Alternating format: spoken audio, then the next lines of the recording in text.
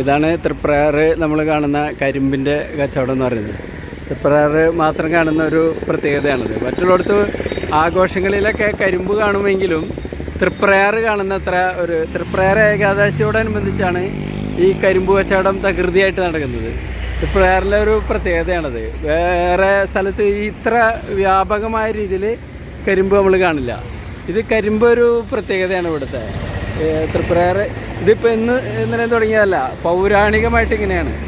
ഇപ്പോൾ നമുക്ക് കരിമ്പ് പലയിടത്തും ലഭ്യമാണ്. പക്ഷേ കരിമ്പ് തൃപ്രയാർ ഏകാദശിയിൽ കരിമ്പിനെ മാത്രം ആശ്രയിച്ചിരുന്ന ആളുകളുണ്ട്. കരിമ്പ് അന്ന് മാത്രമേ കാണാറുള്ളൂ. അങ്ങനെ ഒരു കാലഘട്ടം കേരളത്തിൽ കഴിഞ്ഞു പോയിട്ടുണ്ട്. തൃപ്രയാർ ഏകാദശിയിൽ വന്നാൽ കരിമ്പ് കിട്ടുന്നൊരു കാലമുണ്ടായിരുന്നു. ഇപ്പോൾ നമുക്ക് കരിമ്പ് വ്യാപകമായിട്ട് അവിടുത്തെ ഇവിടെയൊക്കെ കാണാൻ കഴിയും. പക്ഷേ ഒരു ആഘോഷവേളയിൽ കരിമ്പ് ഇങ്ങനെ വിൽപ്പന നടത്തുന്നത് തൃപ്രയാർ ഏകാദശിയിൽ മാത്രമേ ഉള്ളൂ.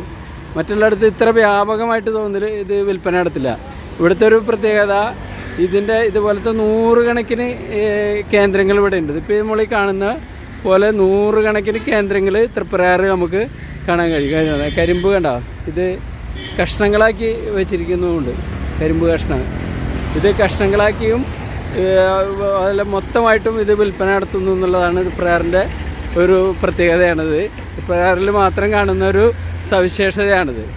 തൃപ്രയാർ ഏകാദശിയോടനുബന്ധിച്ച് ഇത് 3-4 ദിവസങ്ങൾ ഇങ്ങനെ ഉണ്ടാവും. ഒരു ദിവസം മാത്രമല്ല. ഇതാണ് തൃപ്രയാറിൽ. ഇത് ഒരെണ്ണം എത്രയാണ്? ഒരെണ്ണം 80 രൂപ അല്ലേ?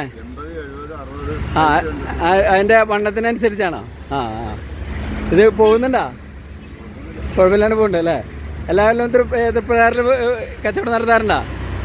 അപ്പോൾ തൃപ്രയാറിൻ്റെ ഒരു പ്രത്യേകതയാണത്. അതായത് എല്ലാ വർഷവും കരിമ്പ് വ്യാപകമായിട്ട് ഈ കേരളത്തിൽ ഇത്രയധികം വ്യാപകമായിട്ട് കരിമ്പ് എവിടെയും നമുക്ക് കാണാൻ കഴിയില്ല. തൃപ്രയാർ മാത്രമേ കാണാൻ കഴിയുള്ളൂ. വ്യാപകമായ ഒറ്റക്കും തെറ്റക്കും പലയിടത്തും നമുക്ക് കാണാം. പക്ഷേ തൃപ്രയാർ കാണുന്നത്ര എവിടെയും നമ്മൾ കരിമ്പ് കാണില്ല എന്നുള്ളതാണ് ഒരു പ്രത്യേകത.